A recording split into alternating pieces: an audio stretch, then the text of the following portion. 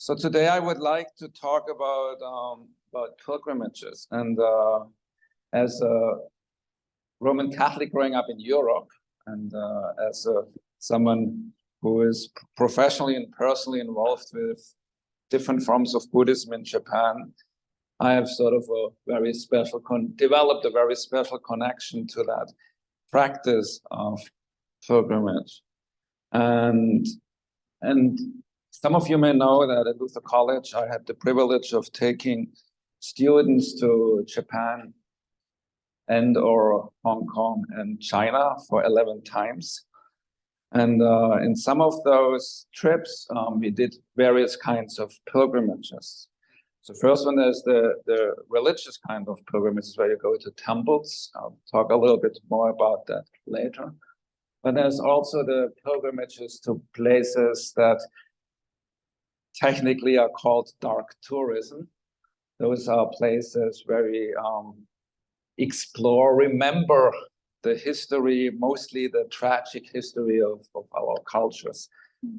And as a German who lives in the United States and does stuff in Japan, it means for me that I went to places like Dachau, to the Holocaust Museum in DC. I don't know how many of you have been at the Wounded Knee Massacre Museum in South Dakota. The museums in Hiroshima and Nagasaki, but then also to it's called House of Sharing, is to my knowledge, the only museum remembering the plight of the comfort women in the Pacific Rim, and also the Nanjing Massacre Museum. So, and obviously, when we talk about those kind of pilgrimages, this is when the book from which I read today comes in, Love Asylum, Walking with the Disappeared, in which Trinh Minh Ha sort of talks about remembering the people silenced by history. And on those trips to Japan, I was frequently joined by a colleague who was first at Chinese University in Hong Kong and is now at Tokyo University. And he really liked Luther students. So we developed the idea of sort of the pilgrimage merging the two phenomena of the religious pilgrimage, but also again, for better or worse, it's called dark tourism, right? So the religious pilgrimages I would like to talk about first is the Shikoku pilgrimage in Japan. I don't know how many of you are familiar with the geography of Japan. Japan has 4 main islands. The main island looks like a banana. Then there's Hokkaido in the north, there's Shikoku in the south, and Kyushu in the west. And that you can visualize it better, I brought my map here. Cool. Nice. So this is Shikoku. You see little pilgrims. There are 88 temples, and actually they go pretty much around the island, starting here and then clockwise, right? And let me roll it. And those 88 temples are connected by a path, by an official pilgrimage route that's plus minus 1,300 kilometers, even though there's one pilgrimage route. There are shortcuts and there are longer ways. It's rather complicated, actually. And it's to remember a guy called Kukai. His posthumous name is Kobodaishi, which literally means the teacher that spreads the teaching of Buddha. And he's the founder of Shingon Buddhism, the form of Japanese Buddhism most well known to the US, and Decorah, because of Rumonji, is obviously Zen Buddhist. But Shingon Buddhism is closer related to Tibetan Buddhism that deals with esoteric teaching. And the goal of that form of Buddhism is to become a Buddha in this very body. So Shikoku actually literally means 4 kingdoms, and it has 4 areas. So the pilgrimage is divided in 4 sections. And the first section is called the dojo, the practice hall of awakening the mind. The second one is called the Dojo of Self-Cultivation of Practice. The third one is called the Dojo of Wisdom and Enlightenment. And the fourth one is called the Dojo of Nirvana. And actually, I'm going to use that fourfold division of that pilgrimage to also structure my talk. What I'm doing right now is actually already the first part, sort of introducing the pilgrimage. So when you start then, as you've seen there on my little towel here, there's a special outfit that people then purchase. You have a hat protecting against sun and rain. You have the garb, and you have a walking stick, which I found out it's not so much for walking, but to keep snakes and boar away from you. And so you have the little bag that I brought with me, where you have prayer book, where you have candles, incense, and all the stuff that you need. You also have the little book where you get a stamp at each temple. So at every temple, there's a very specific ritual. Very interesting, even though there's a very specific ritual, everyone does their own thing. But so you enter the temple at the so-called mountain gate. Then there is a little, it's like in a Catholic church where you have the holy water, but it's just a big pool of water where you go and purifies hand, mouth, and your forehead. And there are different halls. So you go to the main hall where there's a main image of various Buddhas and Bodhisattvas being enshrined. There's a certain sequence of mantras, of evocations, and chanting the Heart Sutra. Then you go to the next hall, which is dedicated to Kukai. And at both halls, you actually have it's called Fuda. It's a piece of paper where you write a petition on it and leave it at the main altar. And then you get, at the end, you get your stamp, and then you leave. So that's what you do in every one of those temples. So in the past 30 years, I've done a lot of teaching and thinking about that. I've actually taken students 3 times. We rented a bus and did 33 temples in 3 days. Oh, wow. And so also once I did for 4 days, I went by bike. I also did about 30 temples by bike and 20, 30 temples. But this summer I thought, let's do the whole thing. So I took 4 weeks, even though usually you need 6. And then I cheated a little bit, used public transportation. And my friend picked me up at the end, and we did the tail end together. But I did all 88 temples. So that experience was really a great experience. But it's also, I had underestimated a few things. Firstly, I had not taken into consideration that this year was the hottest summer on record. And also that those forests, those mountains, even though they're not as high as the Rocky Mountains, they're extremely steep. Again, the snakes and the boars was something I hadn't thought of. And at one point they even used the word bear, but fortunately had no encounter of that kind. And so there was this, but it was a great experience. I had a lot of great encounters. Once I had an elderly person who saw me, donated money to me so that I could buy myself something to drink. And so there's a lot of this, there's actually the practice of osetai, of giving offerings to the pilgrims. And of course, I met other pilgrims, and it was a really great experience. So I'm now moving to the second part, the practice. So why do people do that, right? So the doctrinal answer is a very easy one. That is within Shingon Buddhism, the monastics, they do what they call the 3 mysteries, which is, some of you may have seen the mandalas, those pictures of various Buddhas. The second part of the second mystery is the mantras, the chants, the evocations. The third one is the mudras, is specific hand postures.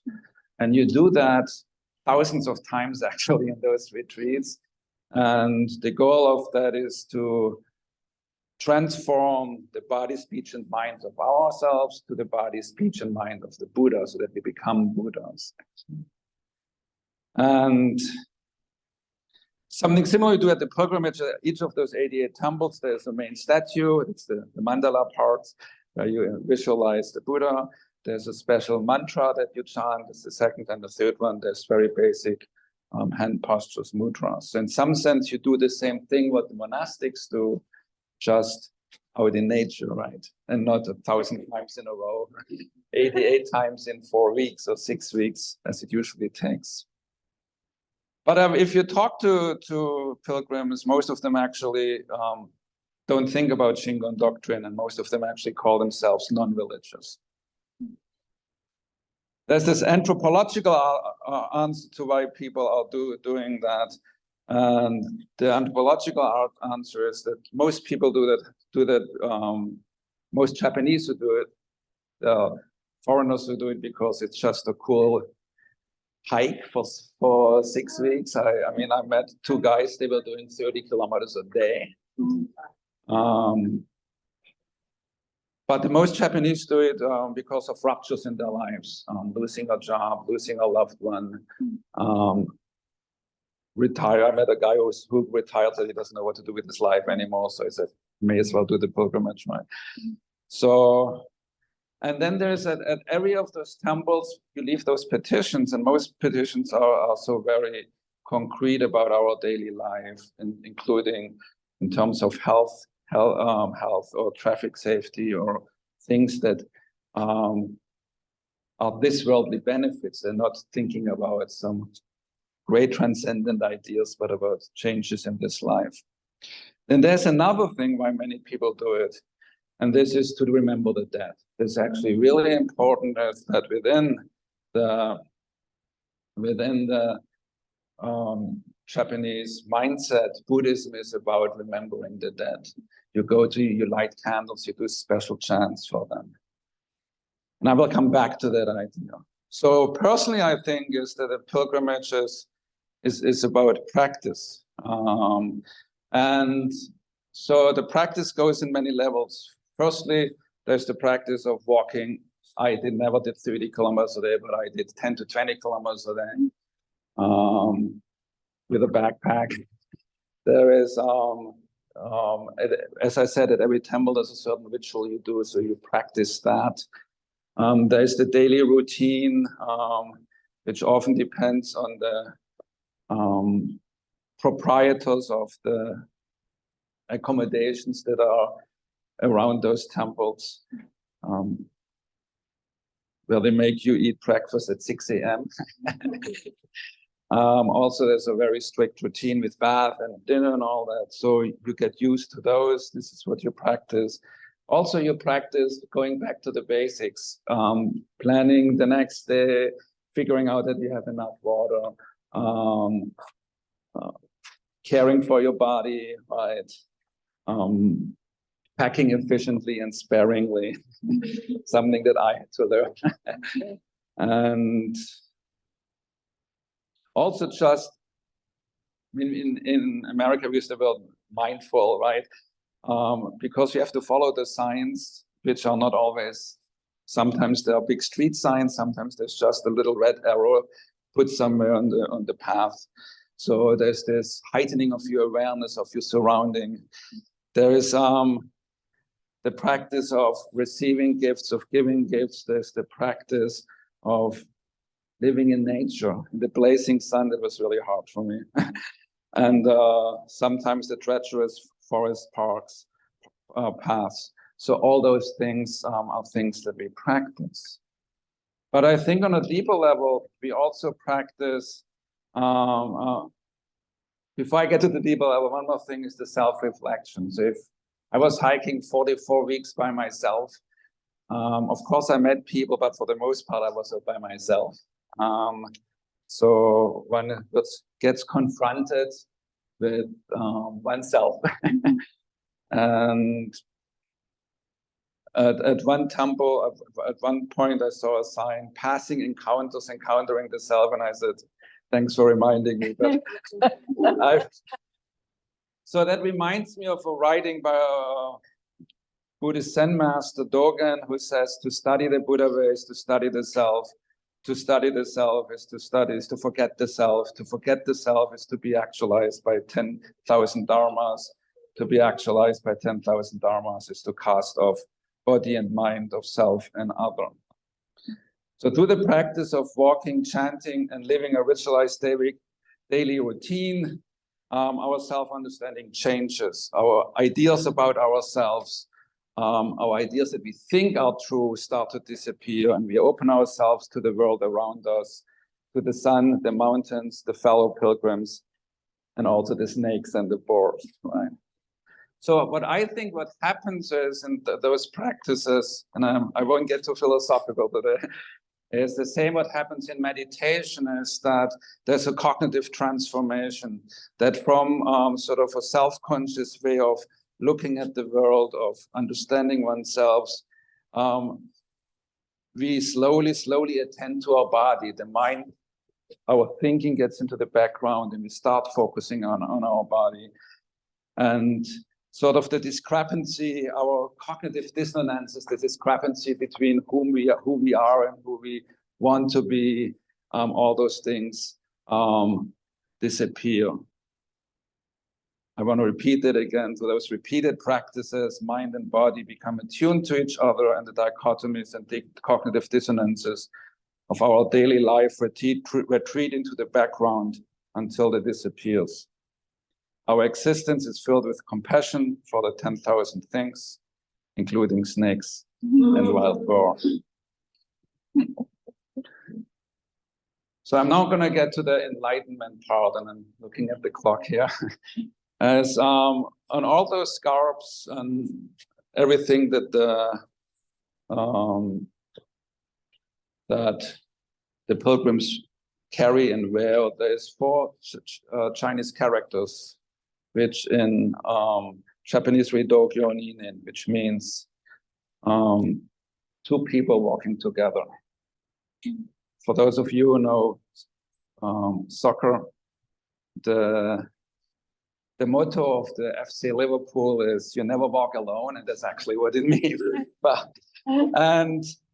the person that you are walking with is not the football team, but it's actually Kukai. So the idea is that even though you are walking alone, you never walk alone, but Kukai walks with us.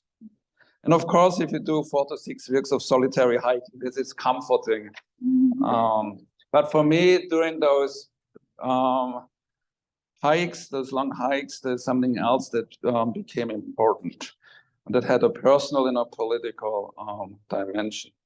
Firstly is having recently lost 2nd of my parents, and doing that ritual for my parents in each of those temples, I felt like I was walking with them. So for me, that those 4 weeks became a really long saying goodbye to my parents. And a second part is that when you're out there and you walk and you just, your mind goes way off, right? It then also gets to the second kind of pilgrimages that I talked about, that Trinh Minh Ha talks about in this book, is that we start thinking about the people that we are direct connected through our history, right?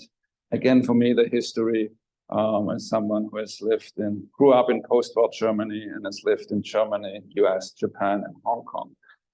So I am always painfully aware of the trail of tears these countries and we as humanity have left behind. So the pilgrimage then also not only became a long way of saying goodbye to my parents, it also became a way of trying to see myself in a network of relationships that also includes people that have been silenced by history. And so in some sense, it became a walking with a dispossessed. And in another section, Trinh Minh Ha talks about that this walking with the dispossessed makes both talk and silence stained with shame, and returns to just where one thinks one knows. And through all the practice, when you walk alone, when you remember those histories, when you get back to the basis, you get to the point where sometimes the mind freezes, the heart goes on fasting, name, nation, identity, and citizens disappear. Once I was a human. That's again from Trinh Minh Han. But this is at the core of the pilgrimage, the rediscovering our humanity, when we are thrown back to the basics, sleeping, walking, eating. When in the face of the divine, we remember our histories, we remember who we are and what we are. When all constructed identities and glass curtains disappear, when we remember we are all human beings. And that gets me to the fourth part, the nirvana part. So I don't know how many of you are familiar with basic Buddhist ideas. In early Buddhism, there are two realms. We are in the realm of suffering called samsara. Nirvana is not only the name of a band, nirvana is also the place where there is no suffering, where there is no karma. But then in Mahayana Buddhism, the form of Buddhism that we have in East Asia and that came to the United States, this distinction disappears. There is the ideal of the bodhisattva. Bodhisattva is someone who has attained nirvana, but does not enter it, but stays with us in order to liberate all sentient beings, in order to be with those who suffer, be with those who are silenced. So I would like to read a very quick section from the 8th chapter of the Vilamakirti Sutra that describes what bodhisattvas do. And I'm paraphrasing because I edited out all the Buddhist lingo. Of the true bodhisattvas, the mother is the transcendence of wisdom, the father is the skill in liberation. Leaders are born of such parents. Their companions, ever with them, are the 6 virtues. Their consorts are the means of unification. Their music is the teaching of the truth. During the short eons of melodies, they become the best holy medicine. They make beings well and happy and bring about their liberation. During the short eons of famine, they become food and drink. Having first alleviated thirst and hunger, they teach the Dharma to living beings. During the short eons of the sword or thrones today, right, they meditate on love, introducing nonviolence, hundreds of millions of living beings. In order to help living beings, they voluntarily descend into the hells which they are attached to all inconceivable realms. So nirvana is here in this world. It is working for the alleviation of suffering. It is to be with those who suffer. For me, this is the goal of the pilgrimage, walking with the dispossessed, remembering those who are forgotten, facing ourselves, discovering our humanity. And I would like to end with the last line from the readings. Sometimes in unexpected turns of small and large events, a sickness of the system may help to chart new ground, bring out what lies dormant, and open one side to what's already always flowering within. From the muck and the mud, the lotus arises, clean and pure.